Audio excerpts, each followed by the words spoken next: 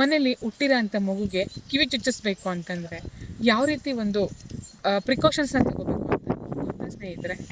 So ಇಲ್ಲ ಅಂತಂದರೆ ಈ ವಿಡಿಯೋನ ಸಂಪೂರ್ಣವಾಗಿ ನೋಡಿ. ಹಾಯ್, ನಿಮ್ಮೆಲ್ಲರ ಪ್ರೀತಿಯ ಸಿರಿಮನೆಯ ಸುಪಸಿರಿ ರಾಕೇಶ್.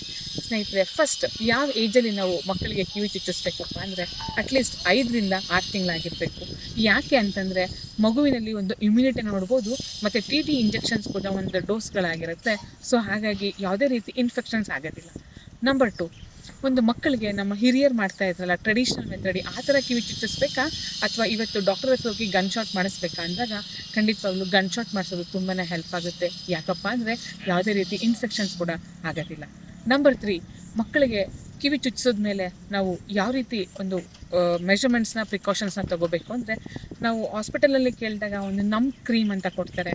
ಆ ಒಂದು ಕ್ರೀಮ್ನ ನಾವು ಹಚ್ಚೋದ್ರಿಂದ ಮಕ್ಕಳಿಗೆ ಜಾಸ್ತಿ ನೋವು ಕೂಡ ಆಗೋದಿಲ್ಲ ಮತ್ತು ಗಾಯ ಕೂಡ ಆಗೋದಿಲ್ಲ ಸ್ನೇಹಿತರೆ.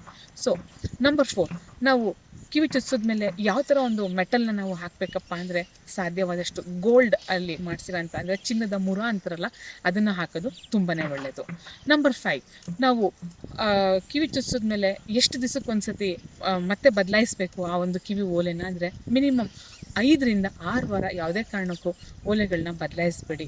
ಆವಾಗ ಮಗುವಿಗೂ ಕೂಡ ಕಂಫರ್ಟಬಲ್ ಆಗಿರುತ್ತೆ.